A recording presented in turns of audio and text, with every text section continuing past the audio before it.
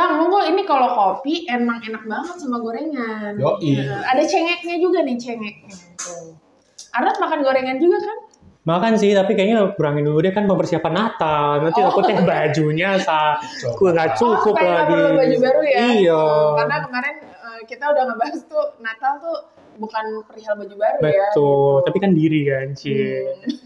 Atau mungkin supaya baju lama bisa baru cukup lagi gitu. Iya, kan, yang penting kita gimana caranya optimalkan apa yang ada gitu kan ya. Kemarin bukan ya, Bang? Betul, Mas Arnold. Tapi Bang, kemarin tuh kan seru banget kita ngomongin Advent. Seru nggak sih? Nggak tahu sih, kayak udah seminggu yang lalu kan kayak gue udah lupa gitu ya. Enggak, justru karena ini udah masuk minggu Advent kedua, gue jadi kepikiran gitu loh. Kenapa sih harus 4 minggu gitu? Kenapa sih nggak cuma sehari aja? Maksudnya Natal kan juga cuma 1 hari gitu. Kenapa nggak Adventnya juga ya sehari aja gitu? Kenapa Adventnya jadi lebih lama gitu kan? Terus kalau kita bilang Advent itu adalah waktu-waktu sebelum Natal, berarti kan kita waktu-waktu menantikan Natal gitu. Nah, kalau dalam konteks di masa Yesus lahir, kan memang kita menantikan kelahiran dia. Kalau misalnya aku jadi gembala, ya kan, kamu jadi majus gitu. Tapi kalau sekarang kan Yesusnya udah lahir. Terus kenapa kita ngerayain Advent lagi gitu? Itu kenapa sih Bang? Penasaran deh. Kembali kita bagikan bahwa fokus seluruh kalender gerejawi, seluruh kehidupan beriman kita itu berpusat kepada Yesus Kristus, gitu ya. Seluruh bahkan kita tahu bahwa secara kalender gerejawi Advent itu sebagai tahun barunya gereja gitu ya, sebagai awal dari kita membuka tahun kalender gerejawi. Nah, dia sedemikian penting karena di minggu-minggu Advent itu kita diingatkan bahwa seluruh fokus kita pada kedatangan Kristus. Yang tadi ia katakan, ia yang sudah datang 2000 tahun yang lalu, Yesus yang lahir di Bethlehem, tapi juga Advent bicara tentang makna ganda. Atau maknanya yang kedua bahwa Yesus yang akan datang kembali ke tengah-tengah dunia. Jadi ketika kita menghayati masa-masa Advent selama 4 minggu itu, kita sesungguhnya sedang mempersiapkan diri kita bahwa yang paling kita nantikan di dalam kehidupan beriman kita, bergereja, spiritualitas kita adalah kedatangan Kristus. Ya, bukankah itu yang menjadi menjadi kerinduan kita semua untuk menantikan kedatangan Yesus Kristus. Yang kedatangan Yesus Kristus itu yang di dalam makna Advent kita maknai sebagai bagian pertama kita memperingati perayaan Yesus yang telah lahir masa lalu di Advent yang kalau kita katakan sebagai yang kedatangan Kristus yang pertama. Tetapi juga Advent bicara tentang bagaimana kita mempersiapkan diri kita bukan hanya untuk menyongsong memperingati kelahiran Yesus pada tanggal 25 Desember, tetapi juga Yesus yang akan datang kembali di masa yang akan datang. Nah, tadi kenapa 4 minggu Advent? Itu sebagai sebuah cara gereja, cara umat percaya untuk melatih jemaat, umat untuk bagaimana melatih sabar di dalam masa-masa penantian, sekaligus memiliki pengharapan, sekaligus memiliki memiliki pemaknaan kembali tentang apa artinya Kristus bagi kehidupan kita. Oh iya.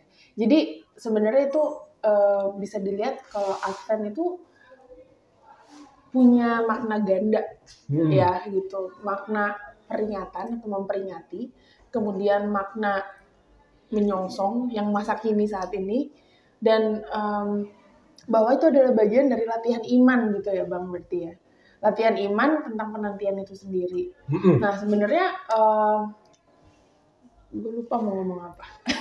Oh iya, kan tadi masalah penantian ya. Kita tuh sebenarnya masih harus menanti lagi. Kenapa Bang? Soalnya kan sebenarnya Tuhan Yesusnya kan udah lahir dari ribuan tahun yang lalu gitu. Kenapa kita harus nunggu-nunggu, dan nunggu itu sampai kapan gitu kan? Kita mah nunggu Gojek aja susah banget gitu ya, nunggu paket juga datang susah, apalagi nunggu kepastian ya kan ya Bang ya. Tapi kan masalahnya nunggu jodoh ya? Iya, kepastian itu tadi, tapi kan iya. Nah, kepastian juga menunggu sama halnya menunggu kepastian datangnya Tuhan untuk yang kedua kali. Kita nggak ada yang tahu kan. Sampai kapan kita harus nunggu gitu. Dan selama nunggu itu sebenarnya kita ngapain baiknya orang kalau misalkan nunggu Gojek mah kita bisa sambil main game gitu ya. Tapi kalau main game terus tiap hari sampai Tuhan datang kayaknya nggak mungkin. Masih banget hidup. Nah, maksudnya sambil menunggu tadi dalam konteks Tuhan datang yang entah kapan, bisa 5 menit lagi, bisa 2000 tahun lagi, bisa tahun depan, kita nggak pernah tahu. Di hari kita pemilu gitu tiba-tiba ternyata Tuhan datang kan. Gitu. Atau habis pulang dari sini tiba-tiba Tuhan datang kita juga nggak ada yang tahu. Iya gitu. Nah, menunggu itu kan akhirnya menjadi sesuatu yang konsisten dalam kehidupan kita. Berarti bisa kita lihat bahkan Advent adalah sesuatu yang permanen dalam kehidupan kita sebagai orang Kristen gitu. Dan setiap tahun kita harus lakukan itu kan? Iya, nah, setiap tahun harus lakukan itu, tapi more than that, bahkan setiap hari kita adalah masa penantian. Gitu, karena dua makna tadi gitu kan. Nah, jadi apa dong Bang yang harus kita lakukan? Apakah dengan kita menjalani, udah jalanin hidup aja lah gitu, itu adalah bentuk penantian, atau sebenarnya Tuhan tuh pengen masa Advent kalau tadi dibilang sebagai latihan iman, latihan yang kayak gimana nih gitu kan? Kan kalau kita mau latihan otot kan ada jumping back, apalah, itulah kayak gitu ya maksudnya. Enggak, ini loh yang gini-gini gitu. Core muscle. Nah ini core muscle yang mana yang harus kita latih, siapin gitu Bang. Otot apa nih yang harus kita latih dalam iman kita nih, otot iman nih Bang gitu. Ya kembali kita mengingat bahwa tadi yang kita katakan bahwa Advent itu artinya kedatangan kan. Bahasa Latin Adventus artinya kedatangan. Siapa yang datang? Yesus Kristus. Karena dia datang maka kita menyongsong, menyambut, dan kita senantiasa menantikan kehadirannya. Bahwa dia telah datang di 2000 tahun yang lalu di Bethlehem, itulah yang kita peringati, yang kita rayakan kelahirannya di hari Natal tanggal 25 Desember tersebut. Kenapa penting sekali Natal itu? Kembali lagi kita mengingat bahwa dia semacam sebuah titik awal dalam seluruh kehidupan kita, bahwa hidup kita ini sungguh berarti.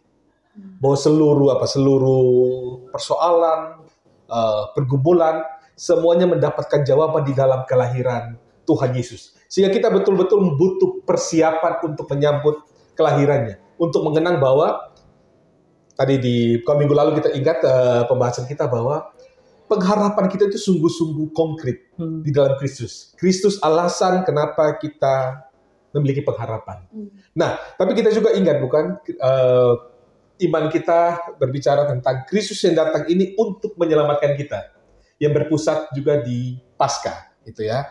Kematian, pengorbanan, dan kebangkitan Yesus kemudian menyelamatkan kita semua di dalam Paskah kebangkitan Yesus. Dan setelah itu ia pergi, ia naik ke surga.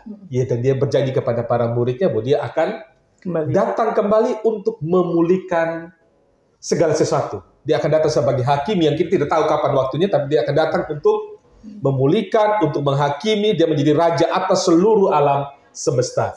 Dan sebagai orang Kristen, sebagai kita yang tidak lahir atau tidak ada di Bethlehem 4000 tahun yang lalu, kita saat ini sungguh-sungguh menantikan kapan Yesus itu datang kembali.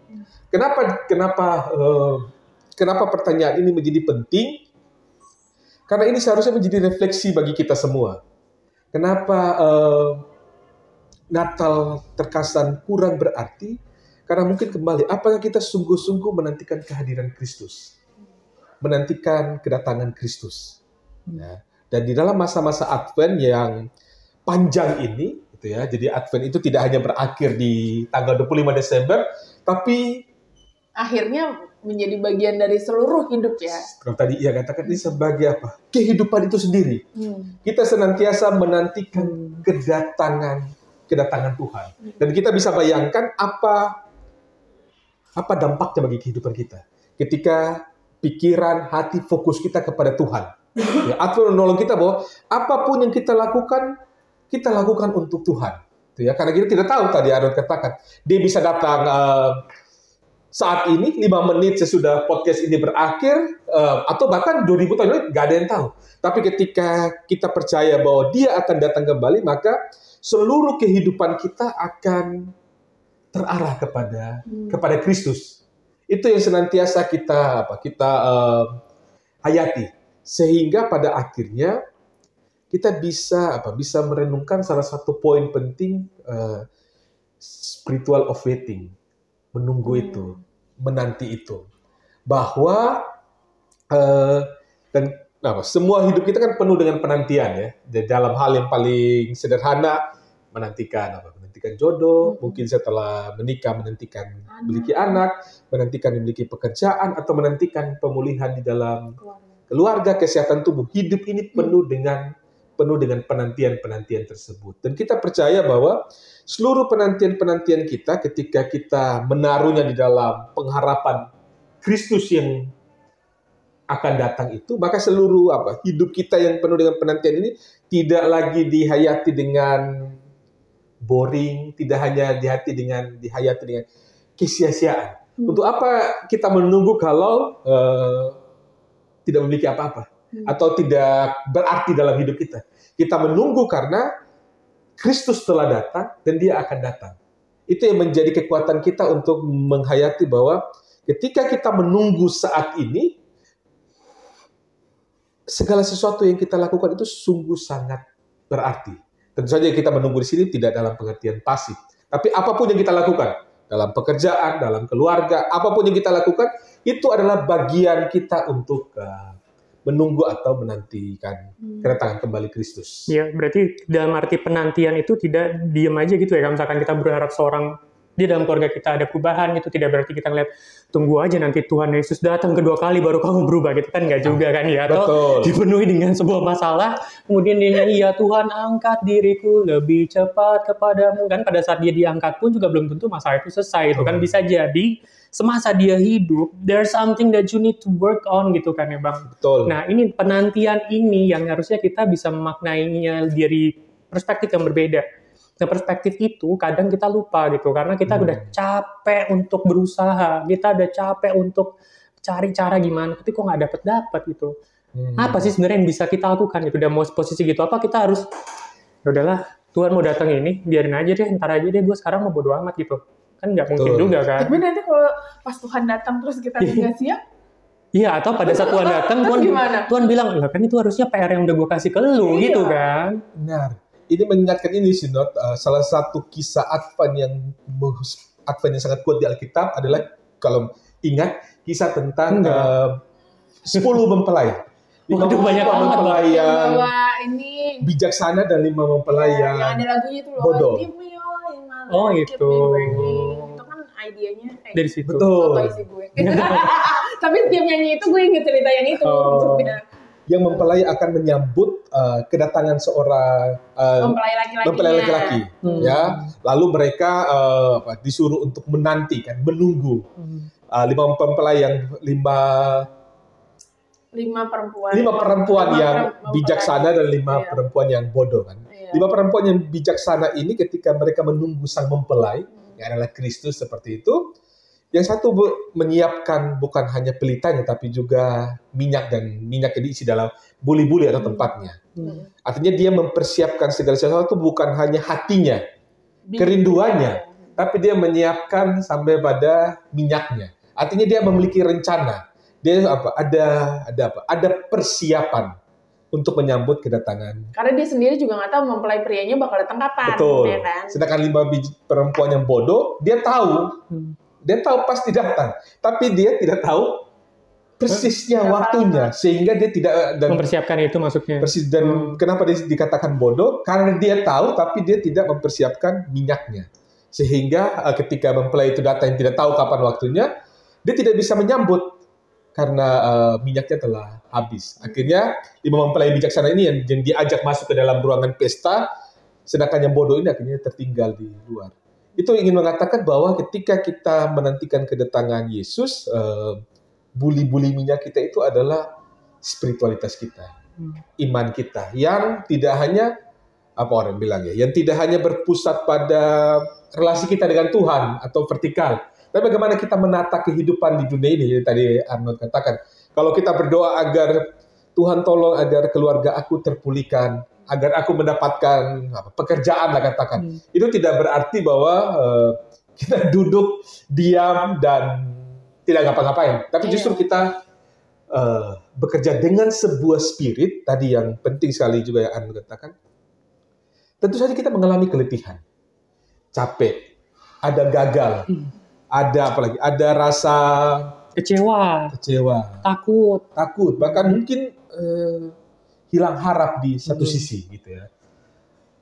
Natal tinggal ya udah lalu aja. Selesai, ya. Nah, udahlah, abis Natal juga hidup gue biasa-biasa aja, nothing's change gitu. Tuh, dan kita ini yang pentingnya kita mengingat salah satu lagi makna Advent. Tadi kita bicara bahwa Advent itu bicara tentang masa lalu atau past gitu ya. Yesus yang telah datang dan dia feature Yesus yang akan datang kembali. Tapi ada makna yang ketiga bahwa ya tentang Yesus yang senantiasa datang, selalu hadir. Allah yang selalu hadir dalam kuasa Roh Kudus itu yang datang kepada kita. Kalau kita ingat arti Roh Kudus adalah Parakletos atau penolong. Yesus berkata, aku akan memberikan kepada kalian sang penolong lain. Jadi ketika Yesus pergi, kita tidak dalam kondisi sendiri di saat menantikan kedatangannya. Tapi ia memberikan kepada kita pribadi ketiganya, yang kita sebut sebagai Roh Kudus. Yang menolong kita, yang menghibur kita, yang mengingatkan kita bahwa ayo semangat, jangan putus asa, tapi juga jangan hanya mengeluh, tapi harus terus bertindak. It's okay kalau gagal, it's okay kalau kecewa, tidak apa-apa kalau marah terhadap keadaan, menggerutu, tapi jangan sampai itu membuat menghentikan langkahnya dia untuk usahanya dia itu ya. Jangan sampai berhenti di situ gitu ya. Betul. Karena kembali lagi kekuatan Advent mengingatkan kita kepada satu hal. Penantian kita adalah penantian yang berpengharapan. Harapan itu ialah di dalam Kristus. Ketika kita kehilangan harapan itu, maka seluruh penantian kita menjadi sia-sia. Nah, di dalam kembali di dalam Kristus, penantian kita itu menjadi sangat nyata, tapi dinamis, mengasihkan, dan juga penuh dengan penuh dengan gairah untuk wah ternyata hidup ini begitu indah untuk dijalani. Dari yang Bang Ronald sampaikan barusan, aku jadi ngeliatnya kayak gini, bahwa Advent adalah sesuatu yang pasti dalam kehidupan orang percaya, dan ada dua makna yang kita pahami, yaitu bahwa kita mengenang kembali kedatangannya dia, dan kita berusaha mengambil lagi maknanya pada saat kita menantikan hadiah istimewa itu, bahwa Kristus hadir buat kita. Kemudian yang kedua, Advent itu maknanya adalah kita sedang menantikan Kristus yang akan datang kembali. Dan bicara soal pengharapan itu kan pasti selalu masa depan gitu ya. Nggak pernah pengharapan tuh di belakang gitu. Karena satu hal gitu yang aku lihat akhirnya, bahwa masa lalu hanyalah masa lalu, kita nggak bisa ubah masa lalu, dan dia akan hanya ada di situ. Kemudian masa depan kita hanya bisa berharap, kita tidak bisa memastikan bahwa yang terjadi pasti A, B, C, D, F, G gitu, karena itu di luar kapasitas kita sebagai manusia. Sehingga yang Tuhan mau adalah kita berfokus pada masa kini saja gitu, tentang present time gitu kan. Dan harusnya kalau kita yakin bahwa pengharapan kita satu, Tuhan akan datang kembali dan rencananya indah buat kita, harusnya aku melihat ke diriku sendiri ya, harusnya sebagai manusia dan sebagai orang percaya, yang kita lakukan adalah kegagalan atau apapun tadi yang kita sebutin itu tidak menjadi kendala untuk terus maju gitu. Kegagalan pasti ada, kita merasa tidak sanggup pasti ada, tapi satu hal, kita nggak pernah ngejalanin itu sendiri gitu. Dan selama kita berusaha dan berserah kepada Roh Kudus yang sudah dikirimkan Tuhan untuk menemani kita, ya harusnya kita bisa berjalan terus dan terus melangkah sampai kepada akhirnya. Betul. Gitu. Aku masih ngeliatnya itu. Betul. Tapi untuk langkah tadi, kemudian pengharapan tadi, itu kan sebenarnya tidak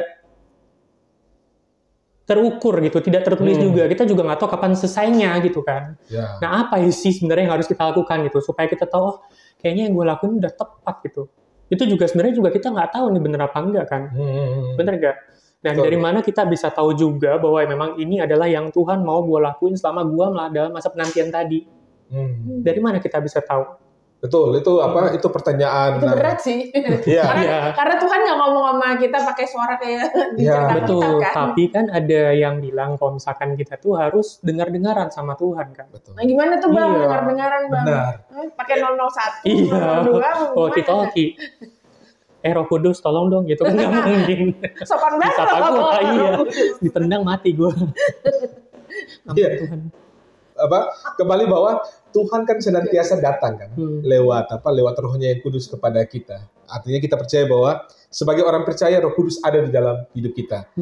Apa yang tadi Arnold sampaikan menjadi sangat konkret karena seringkali kita lebih memilih mendengarkan suara dunia kan.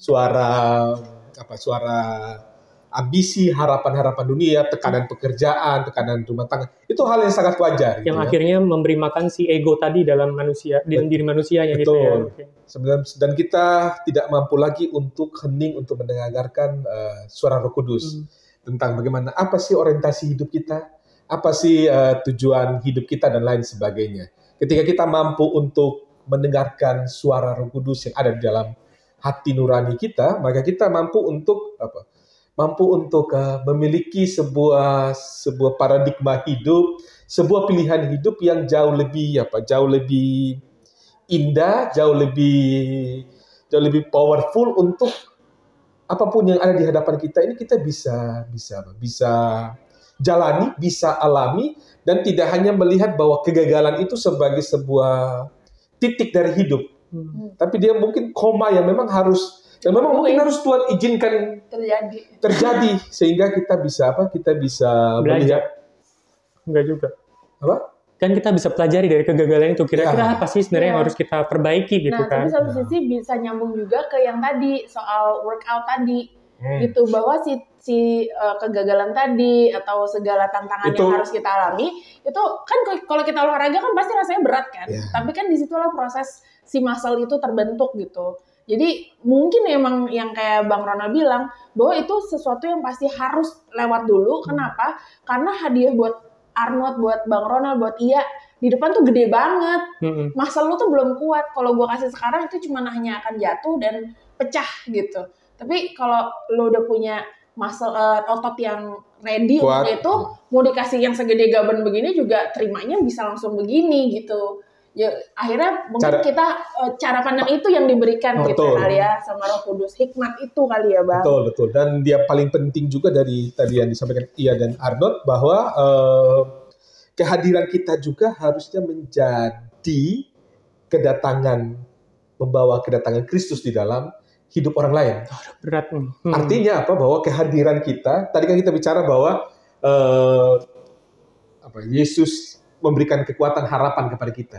Tapi Tuhan juga meminta kepada kita yang tadi Anu katakan untuk menjadi harapan-harapan bagi orang lain. Tapi Bang Ronald, kalau misalkan kita bicara masalah melakukan sesuatu yang benar, melakukan sesuatu yang berguna bagi orang lain gitu ya, itu kan sebenarnya kita juga nggak tahu kapan dan bagaimananya gitu, dan kepada siapa juga, jangan sampai salah orang juga kan. Nah, gimana caranya bisa kita tahu kalau kita harus melakukan itu?